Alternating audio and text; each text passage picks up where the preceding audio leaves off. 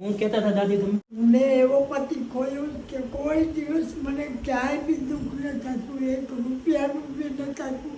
ઘરમાં રસોઈ થઈ હોય એ બી કોઈ દી એમ ન થાય કે મીઠું નથી નાખ્યું, કે આમાં ખાનું નથી નાખ્યું, કે તું કેમ બહાર ગઈ હતી, કેમ વાર લાગી, કાંઈ કોઈ દિવસ ન પૂછે.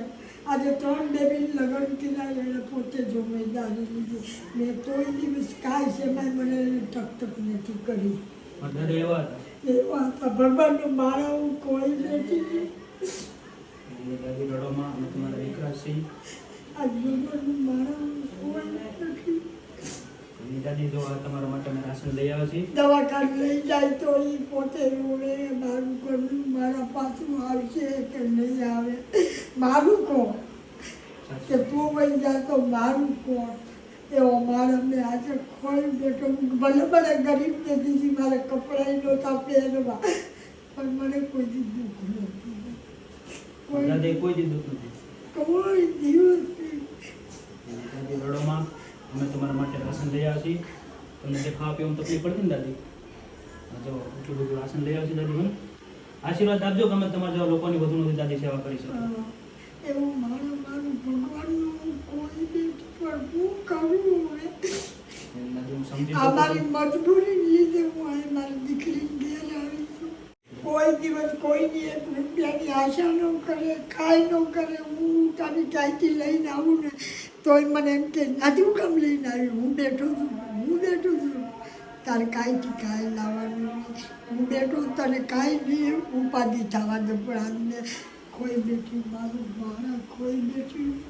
દાદી હવે તો ભગવાનના ઘરનું આવે તો જવાનું છે દાદી. એની પાસે તો કોઈ કાંઈ કરી નથી શકવાનું. રડો દાદી ને શાંતિ. એણે મ્યુનિસિપાલિટીની દવા લીધી પણ મને બધી પ્રાઇવેટની જ કરાવી. કે સુધી મળ્યા ત્યાં સુધી પ્રાઇવેટમાં જ નાખતા, પ્રાઇવેટ હોસ્પિટલમાં જ નાખે. એણે મ્યુનિસિપાલિટી લીધી. બિચારા બેને એવી રીતે થઈ ગયું. ફૂલ પતાવી એવી ગયા.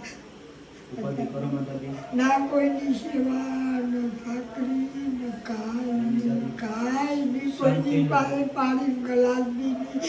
સવારમાં ઉઠી નાયા, વાત કરી મારી મોટી બેબી અરે કે પપ્પા તમે શું કરો? તો કે હું તો નાઈ અને ઊભો છું. તો કે ત્યાં મેં તરત પછી ફોન કર્યો કે નીકળ્યું પપ્પાને બેન એમરેજ જેવું થઈ ગયું, ચક્કર આવે છે, હું થઈ ગયું. પપ્પા તો પછાડી મૂવી ગયા. તો કે બેબી કહી કે ના પપ્પા ન હોય, હજી મારી એની વાત કરે. મારા હાથમાં ફોન છે હજી. તે પપ્પાએ મારી એની વાત બી કરી.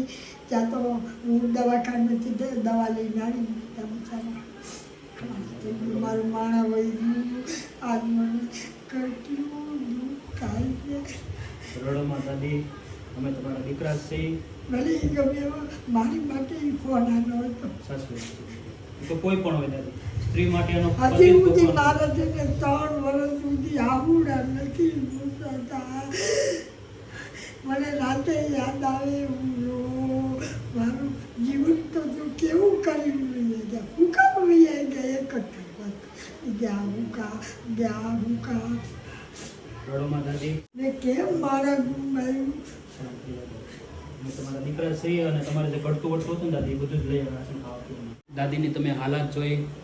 દાદા જતા રહ્યા છે અને દાદી છેલ્લા 3 વર્ષથી દાદાની યાદમાં શું કહેવાય એક સરખું ટાઈમ સરખું ખાઈ પણ નથી શકતા અને સૂઈ પણ નથી શકતા. અને એની યાદમાં દાદી પોતાનું કહેવાય ને કે એની યાદમાં જ રહી, દાદાની યાદમાં. એટલે એક સ્ત્રી માટે તો એનો પતિ જ ભગવાન હોતો હોય છે. જ્યારે પતિ જતો રહે ત્યાં જે સ્ત્રી જીવન જીવતી હોય એકલતા સાથે, એ સ્ત્રીને જ ખબર હોય કે જીવન કેવી રીતનું હોતું હોય છે.